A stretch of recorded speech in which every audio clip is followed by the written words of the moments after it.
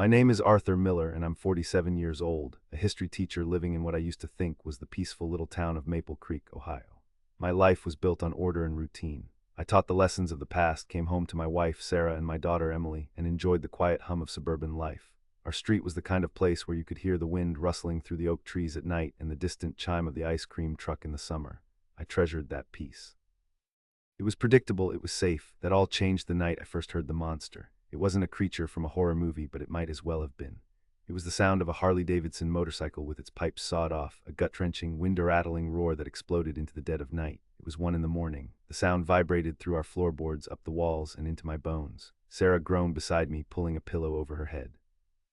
Emily, who was 12 at the time, came into our room, her eyes wide with fear. The noise faded as the bike screamed down the main road, but the silence it left behind was heavy and anxious. We eventually learned the source of the noise. A new neighbor, a guy named Riker, had moved into the small rental house 4 doors down. He was the cliché of a biker, all black leather, greasy ponytail, and a skull tattoo peeking out from his collar.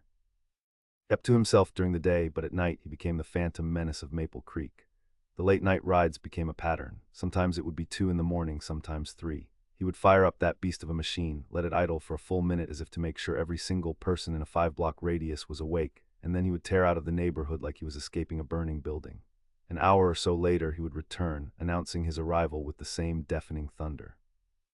We never knew where he was going. Late-night poker games, a shady deal on the other side of town, it did not matter.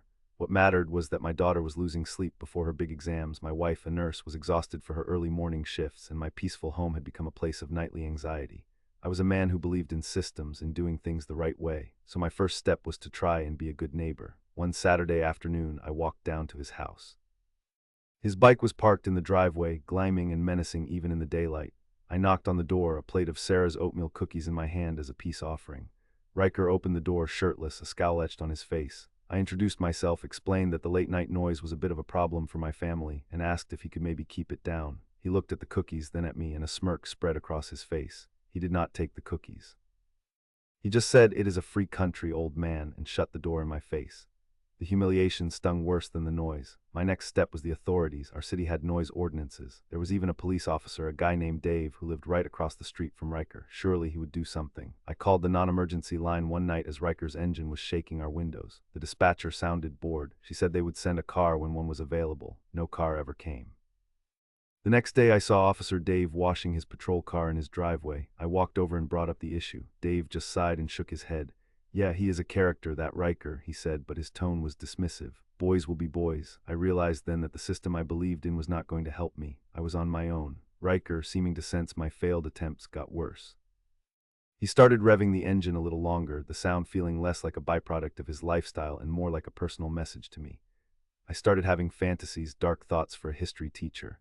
I imagined a wire stretched across the road or a well-aimed brick through his living room window, but I was not that kind of man. I was Arthur Miller, a father, a husband, a believer in civilized solutions, but civilization had failed me. The breaking point came on a Tuesday night in April.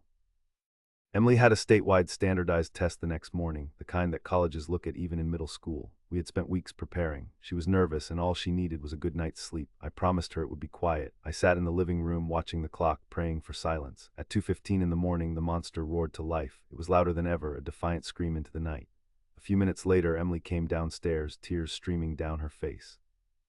"I cannot sleep, Dad," she whispered, her voice trembling. "My head hurts." I looked at my daughter, at her exhausted, worried face, and something inside me snapped. The quiet, reasonable history teacher was gone. In his place was a father who would do anything to protect his family. My civilized methods had failed. It was time to try something from a much older, much more brutal chapter of history.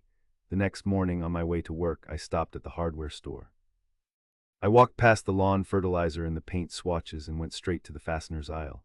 I bought a 1-pound box of roofing nails. They were heavy in my hand, a pound of cold, hard justice. That night the bike roared again. It was a declaration of war. Before the sun came up the next day, while the sky was still a deep, inky gray, I put on a dark hoodie and slipped out of my house. The street was silent. The air was cold. I felt like a spy in a foreign land. I crept down the street to Riker's house. His bike was parked at the end of his short driveway. My heart was pounding in my chest. I reached into my pocket, pulled out a large handful of the roofing nails, and with a quick, nervous flick of my wrist, I tossed them onto the asphalt right in front of his tires. They scattered with a sound like tiny metal raindrops. I did not wait to admire my work. I turned and walked quickly back to my house, slipping inside like a shadow. For 6 wonderful days there was silence, glorious, beautiful, uninterrupted silence. The motorcycle did not move from the driveway. I started to believe I had won. I had sent a message, a sharp and pointed one, and he had received it. I felt a surge of pride mixed with a little bit of guilt. But on the 7th day the silence was shattered. He must have patched his tires or bought new ones. The roar was back, and this time it felt like a mocking laugh. He was telling me my little warning was not enough. He was telling me he was untouchable. I was not defeated. I was enraged. My first attempt had been a warning shot. This time I was aiming to cripple the enemy. The next morning I did not sneak. I walked down the street in the pre-dawn light with a calm, cold purpose. I stood at the end of Riker's driveway, the entire box of roofing nails in my hand. I did not just toss them this time. I opened the box and carefully, deliberately poured every single nail onto the driveway. I made a thick, glittering carpet of sharp metal points, covering the exact path his tires would have to travel. I left the empty box on his doorstep like a calling card, and then I walked home. The silence that followed was different. It was not temporary, it was absolute. For days, the bike did not move, then a week. I would drive by on my way to work and see Riker in his yard, staring at his motorcycle with 2 very flat tires, a look of pure fury on his face. He knew. He could not prove it, but he knew someone had declared war on him. About 2 weeks after my final assault, a for sale sign appeared in his yard. A few weeks after that, a moving truck came, and Riker, along with his monstrous motorcycle, was gone. Peace returned to Maple Creek. The nights were quiet again. Emily was sleeping through the night, and the dark circles under Sarah's eyes disappeared. I had done it. I had protected my family, not with laws or polite requests, but with a box of roofing nails. I felt like a king who had successfully defended his castle. Months went by, and the memory began to fade into a strange, thrilling story I would only tell myself. Then one Saturday I was out mowing my lawn. Officer Dave, my useless cop neighbor, wandered over from his yard. My stomach dropped. I thought, this is it. He figured it out. He is here to arrest me, but he just leaned on my fence, a friendly smile on his face. Quiet, isn't it? He said, looking over at Riker's old house where a new family was now moving in. Yeah, I said, trying to keep my voice steady. It is nice. He nodded, then looked directly at me, his eyes twinkling with something I could not quite read. Funny thing happened a while back, he said casually, after our noisy friend moved out.